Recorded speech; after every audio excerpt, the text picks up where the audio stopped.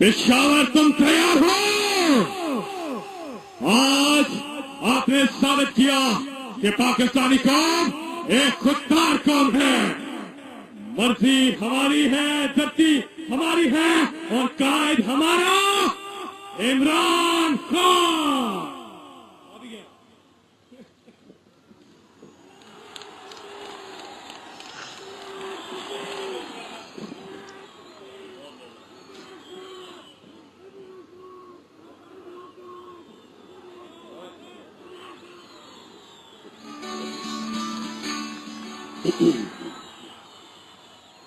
बिस्मिल्लाहिर्रहमानिर्रहीम। इय्याका नअबुदु व इय्याका नस्तईन।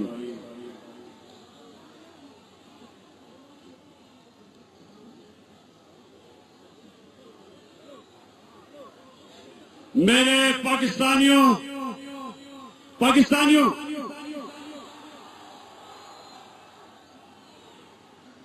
लियाकत बलोच ने एक बात कही, मैं पहले अपनी तकरीर से पहले उस बात के ऊपर आना चाहता हूं। उन्होंने कहा कि अगर हमारी हुकूमत पख्तूनख्वा में चली भी गई, हम अपने असूलों पे खड़े रहेंगे। मैं सुन रहा था मेरे दोस्त मौलाना फजल रहमान को,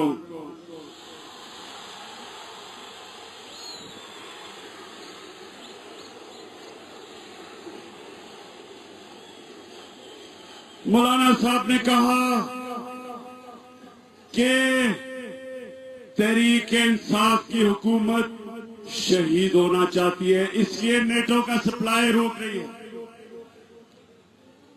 मौलाना साहब, तहरीक-ए-इंसाफ की हुकूमत शहीद नहीं होने वाली, ये गाजी बनने वाली है।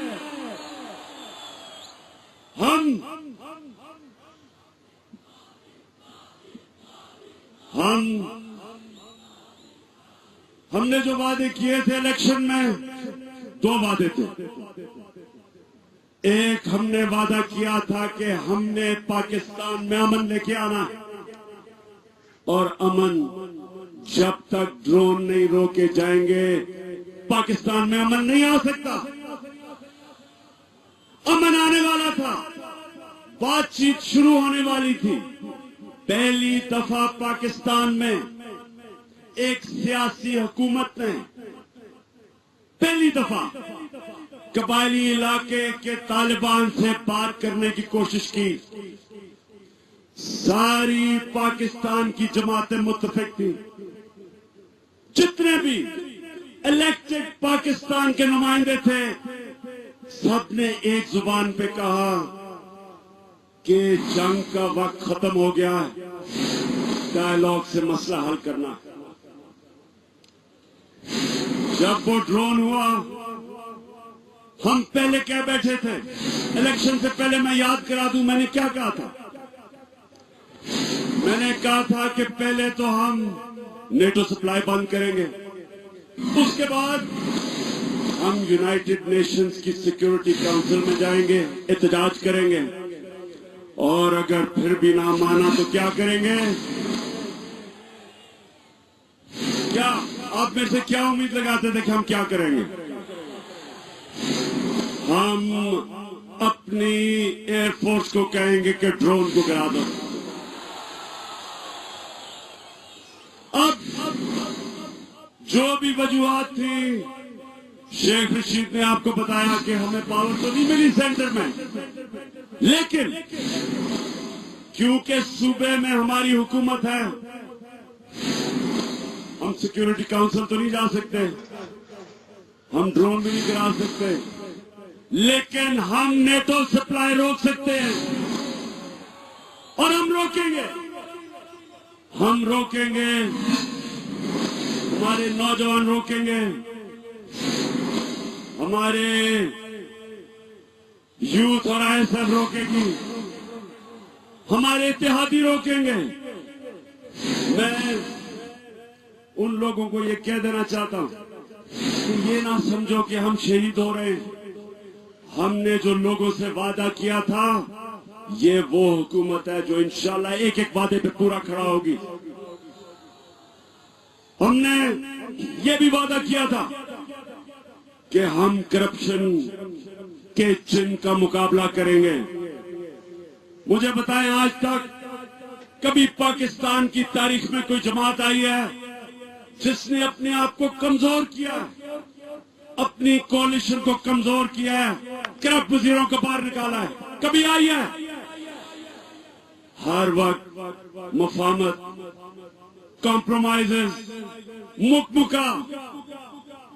تحریک انصاف کے اتحادی اور ہم نے فیصلہ کیا کہ اگر اصول کے اوپر حکومت گئی اور ہمیں کسی نے بلیک میل کیا، ہم شہید نہیں ہوں گے، ہم پھر سے الیکشن کروائیں گے اور بڑی میجورٹی لے کے آئیں گے.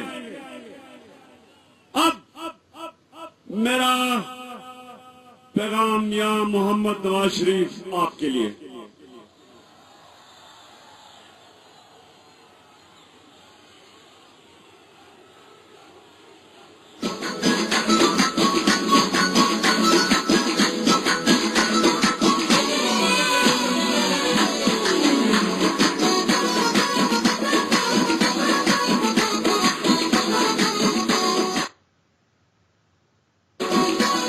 میاں صاحب، ہم نے الیکشن تو تسلیم کر لی اور آپ کو وزیر اعظم مان لیا، لیکن ہم نے دھاندلی تسلیم نہیں کی اور انشاءاللہ وہ 4 حلقوں کے اوپر آخر تک جائیں گے. لیکن میاں صاحب، ہم نے آپ کو پوری آپ کی حمایت کی. آل پارٹیز کانفرنس آپ نے بلائی، ہم آپ کے ساتھ کھڑے ہوئے. ہم نے آپ کو ذمہ داری دی اور آپ نے لی، اور ہم نے انتظار کی کہ آپ جلدی سے ڈائیلاگ شروع کریں گے. چلیں دیر ہوگی، کوئی نہیں. پختونخوا کے لوگوں کو بہت نقصان ہوا، لیکن اس کے باوجود ہم آپ کے ساتھ کھڑے رہے. ہم آپ سے کیا امید لگاتے تھے میاں صاحب؟ ہم آپ سے یہ امید رکھتے تھے کہ جب آپ امریکہ جائیں گے اور صدر اوباما سے ملیں گے تو کم از کم آپ یہ تو ان کو کہیں گے کہ جب تک ہمارا ڈائیلاگ ہو رہا، جو پہلی دفعہ پاکستان میں ایک سیاسی حکومت ڈائیلاگ کر رہی تھی جس کے پیچھے ساری پاکستان کی الیکٹڈ جماعتوں کی نمائندے تھے، تو کم از کم آپ اوباما سے یہ تو کہہ دیتے کہ جب تک ڈائیلاگ ہو رہا ہے تب تک ڈرون نہ کرو.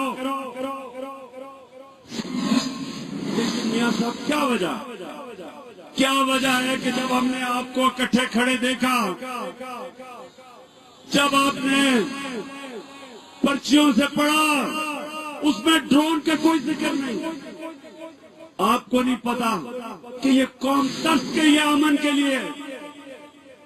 آپ کو اندازہ نہیں کہ پختونخوا میں کتنی تباہی اس جنگ نے مچائی ہے. آپ کو شاید یہ اندازہ نہیں کہ قبائلی علاقے کے 60 لاکھ لوگوں کی زندگیاں تباہ ہو چکی ہیں. میں ابھی نوشہرہ میں ایک یتیم خانے میں گیا،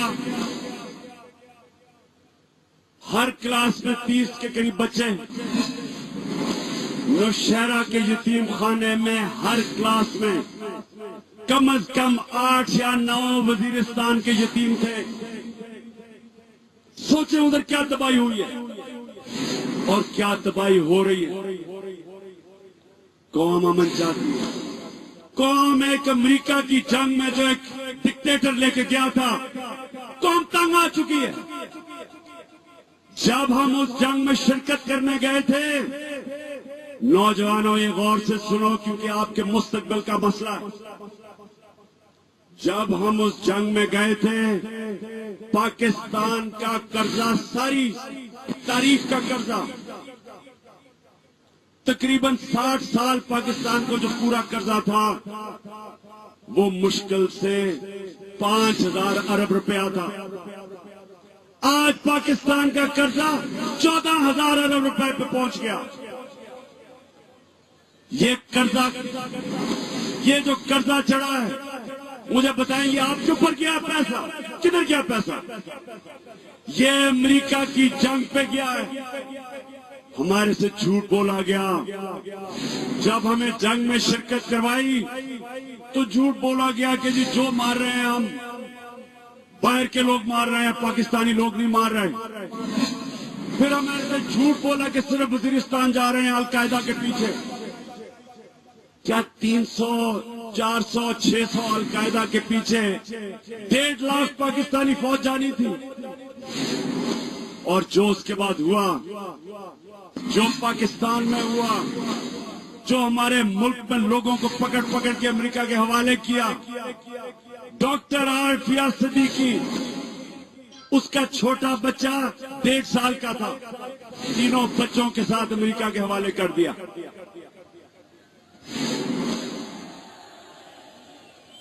اور امریکہ کے سامنے ہم پچھتے گئے۔ نوجوانوں ایک بات سنو، آپ سب جانتے ہو کہ عزت اور ذلت اللہ کے ہاتھ میں، آپ جانتے ہو یہ جو 9 سال میں ہمیں ذلت ملی ہے، یہ امریکہ نے نہیں دی، یہ اللہ نے دی ہے ہمارے اعمال کی وجہ سے۔ جب ہم نے اپنی سرزمین پہ ظلم ہونے دیا، جب ہماری حکومتوں نے اپنے لوگوں سے جھوٹ بولا، جب عافیہ صدیقی اور اس کے 3 بچے جیسے پتہ نہیں کتنے لوگ امریکہ کے حوالے کر دیے، جب جنرل مشرف خود اپنی کتاب میں لکھتا ہے کہ ہم نے پیسے لے کے لوگ امریکہ کے حوالے کیے، جب ہم نے کتنے لوگ مارے اور پتہ ہی نہیں، بس یہ ملیٹنٹ مارا گیا، نہ نام نہ کچھ،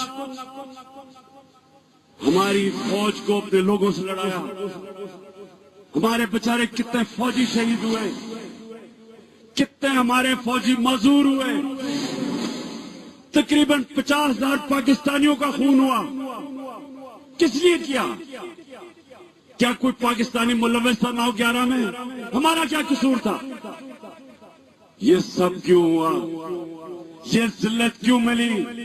اور ذلت کا یہ حال تھا کہ ہماری فوج امریکہ کی جنگ لڑ رہی ہے اور امریکہ کہہ رہی ہے کہ ڈو مور، کہ دوگلے ہو آپ صحیح طرح لڑ نہیں رہے، اب نورا کشتی کھیل رہے، خود افغانستان میں جیت نہیں رہے، لیکن ہماری فوج کو کہہ رہے ہیں کہ آپ تو جان کے نہیں لڑ رہے۔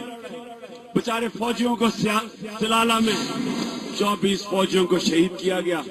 وہ فوج جو امریکہ کے لیے لڑ رہی، ان فوجیوں کو شہید کیا گیا، اور 1 گھنٹہ پاکستانی فوج ان کو پیغام پہنچاتی رہی کہ ہمارے فوجی ہیں، 1 گھنٹہ، اور انہوں نے بے دردی سے 24 فوجیوں کو شہید کیا۔